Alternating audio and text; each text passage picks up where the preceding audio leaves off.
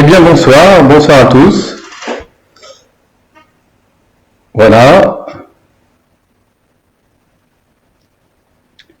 J'espère que vous allez tous très bien. On a eu de très bonnes nouvelles concernant le Covid-19. On va pouvoir de nouveau aller au restaurant. Et ça, c'est vraiment sympa. Voilà. En attendant qu'il y ait quelques personnes, je vais vous donner des nouvelles des vignes. Écoutez, en ce moment, on ne peut pas dire que ça aille mal, hein. Les vignes vont très bien. Salut Seb, j'espère que tu vas bien. Les vignes vont vraiment super bien. Il n'y a pas de maladie du tout, pas de pression du tout des maladies. Il y a une belle sortie de grappe, magnifique. Vraiment, on se régale. Si ça va au bout comme ça, il n'y a pas de raison. Ça devrait être une très belle année. On le souhaite. J'attends encore juste une petite seconde et je suis à vous. Voilà, on va déguster ce soir donc deux vins assez prestigieux de Chablis, un Chablis Premier Cru Montée de Tonnerre 2018 et un Chablis Grand Cru 2016, Grand Cru Vos Désirs 2016. Voilà, deux très jolis terroirs de Chablis. On va déjà parler du Chablis Premier Cru Montée de Tonnerre 2018.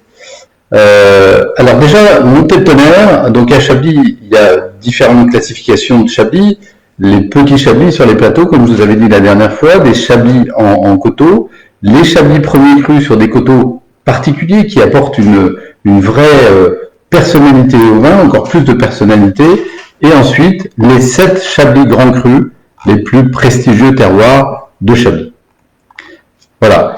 Le Chablis Montée de Tonnerre, c'est sans doute en premier cru, le premier cru le plus prestigieux de toute la gamme des premiers crus. Il est à la fois grand en surface, il fait 42 hectares et demi, donc c'est grand.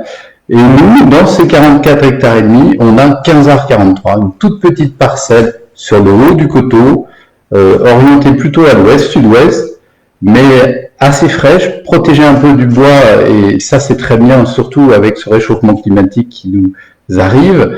On ne peut que se réjouir de cette situation. La vigne est cultivée en bio, comme toutes nos vignes, mais particulièrement celle-ci, le sol est aussi travaillé avec un cheval. On laboure et on bute, on débute, on laboure avec un cheval. Alors c'est pas notre cheval, c'est un prestataire qui intervient et qui nous fait un travail merveilleux, fantastique. Voilà, ça apporte un sol très léger. Alors pourquoi on a travaillé au cheval? D'une part parce que ça nous fait plaisir, et puis en plus, c'est une vigne qui a été plantée en 1947, très vieille vigne. À l'époque, on travaillait pratiquement toutes les vignes au cheval, et les vignes étaient souvent plantées avec des rangs très étroits.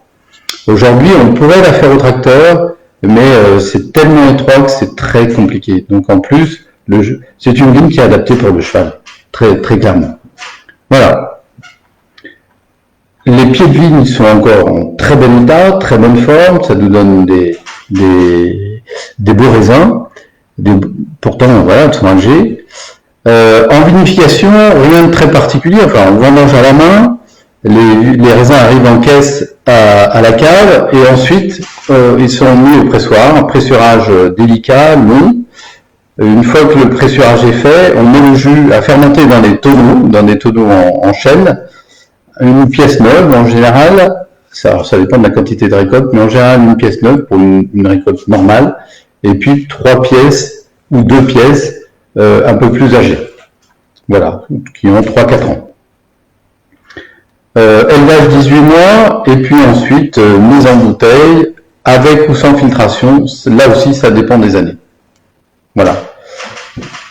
Le premier cru Montée de Tonnerre est réputé pour être un premier cru très fin, avec beaucoup de profondeur, beaucoup de puissance minérale. C'est un très joli premier cru, assez puissant. Voilà, on va le goûter maintenant. Alors on me posait la question, est-ce que les vignes sont en fleurs? Eh bien non, c'est fini. La fleur est déjà finie, c'est un truc incroyable. Normalement la fleur c'est au mois de juin, mi-juin, et bien là la fleur s'est faite. Elle a commencé le week-end dernier et elle s'est finie, elle est en train vraiment de se terminer. Il y a déjà des grappes au stade, ce qu'on appelle grain de plomb, donc c'est déjà des petites baies qu'on voit, c'est absolument incroyable. Voilà, Chablis premier cru Montagne Tonnerre 2018. Voilà, très joli millésime, généreux, belle maturité, riche. Il y avait tout en 2018, tout pour être heureux. Et voilà, très beau millésime. Là, on a une robe jaune assez pâle avec ces petits reflets verts très typiques de Chablis, comme je vous le disais la dernière fois. Un nez qui est très expressif. Hein. Là, c'est très puissant et en même temps très délicat. On a à la fois des arômes d'agrumes, un peu citronnés. Ça sent également un petit peu la noisette fraîche, un peu épicé, toasté. Alors ça, c'est aussi le fût qui apporte ces petites notes toastées. Petits arômes un petit peu, je vais dire, un petit peu épicés, mais très légèrement.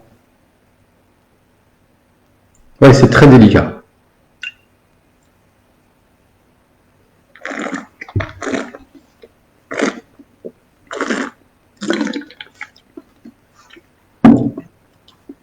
La bouche est pleine, riche, gourmande, mais en même temps très fraîche, très ciselée. Voilà, ça c'est vraiment typique du premier cru Montagne de Tonnerre, à la fois massif et en même temps très fin, très ciselé. Là, on est en plein dedans. On a cette petite note boisée qui est encore présente, mais délicatement présente. C'est un vin qu'on peut boire maintenant, mais qu'on peut attendre et qui gagne à attendre un petit peu quand même. Ce serait encore mieux d'attendre 2-3 ans au moins sur cette bouteille, ce serait parfait. Voilà pour le premier cru Montagne de Tonnerre 2018. Santé. On va goûter maintenant le grand cru Vos Désirs 2016. Alors, en grand cru à Chablis, je vous disais tout à l'heure, je ne sais plus si je vous le disais, mais il y a 7 grands crus. Vos Désirs c'en est un des 7. C'est un grand cru, une surface qui n'est pas très grande, hein. Il y a à peu près 100 hectares de grands crus sur Chablis. Vos Désirs, c'est à peu près 15 hectares de vignes. Dans un cirque un peu comme un amphithéâtre romain, il y a toute une partie qui est exposée, ce qu'on appelle chez nous en endroit, c'est-à-dire sur des expositions sud, sud-est, sud-ouest, et il y a une partie qu'on appelle en envers, un peu plus nord, donc beaucoup plus fraîche. Et tout ça dans un vallon sec, hein, il n'y a pas de rivière au fond. Vos Désirs, c'est un grand cru réputé pour avoir beaucoup de finesse, d'élégance, de tension. C'est un grand cru qui a beaucoup de notoriété pour les amateurs de vin de Chablis. Voilà. Alors, ce ne sont pas nos vignes. Là, on achète les raisins. Un vigneron qui travaille très bien. Malheureusement, on en a très peu, parce que les grands crus sont rares, mais on arrive quand même à en avoir encore un petit peu. Alors j'espère que ça va durer. On achète les raisins et ensuite on les vinifie à notre façon. Donc vendange manuelle, pressurage délicat au pressoir pneumatique, comme d'habitude, long. Vinification là aussi en fût, mais pas de fût neuf, parce qu'on a tellement peu de quantité que si on faisait une partie d'élevage en fût neuf, on aurait certainement un vin trop marqué par des notes boisées.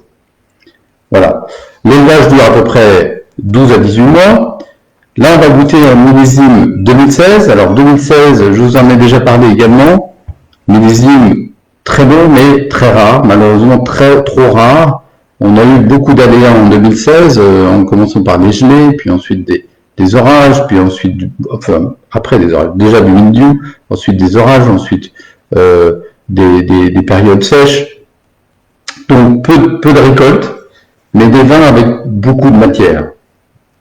Alors on va voir ce que dit ce grand cru Vos Désirs 2016. Vos Désirs, ça vient peut-être, en tout cas certainement, alors c'est très joli, c'est très élégant, ça fait rêver, c'est magnifique comme nom, et ça vient sûrement d'un veau de V, ou de 2C plutôt, pardon, veau de 2C, De ces étant le nom peut-être d'un vigneron qui possédait des parcelles dans cette vallée. Alors là, on note une teinte d'un or plus soutenu, pour le vin un peu plus d'âge, évidemment. Un nez, alors là aussi, très expressif, très puissant, mais aussi très différent du Monté de Tonnerre. C'est normal, c'est pas le même cru. On est là sur des notes beaucoup plus florales, aussi des petites notes épicées et d'agrumes, mais des agrumes un peu confits. Du poivre aussi, poivre vert, donc légèrement comme ça, un petit peu, pas piquant, mais ça éveille un petit peu les sens. Et puis, on sent cette roche, hein. Vos désirs, c'est un sol assez superficiel. On est tout de suite sur la roche-mère, dans le caillou, là. Et on le sent très bien.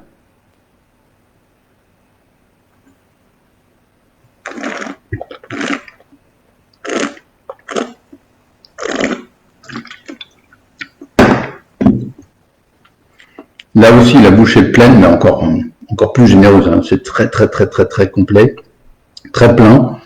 Mais on finit, alors, riche, mais en même temps, très minéral et salin. Voilà. En fin de dégustation, on a vraiment la salive qui vient envahir la bouche, c'est très salin, très agréable. Alors là aussi, c'est un vin qu'on peut boire maintenant, en ouvrant sans doute un petit peu avant, à l'avance, une petite demi-heure avant pour vraiment qu'il s'épanouisse, mais c'est aussi un vin qu'on peut garder encore quelques années.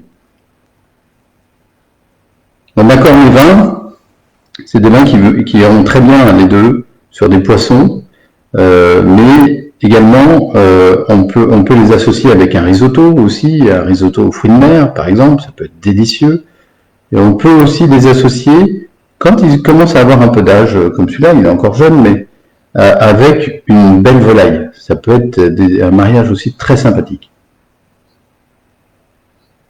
Voilà, bah écoutez, j'espère que cette petite dégustation vous aura plu. En tout cas, moi, elle m'a beaucoup plu.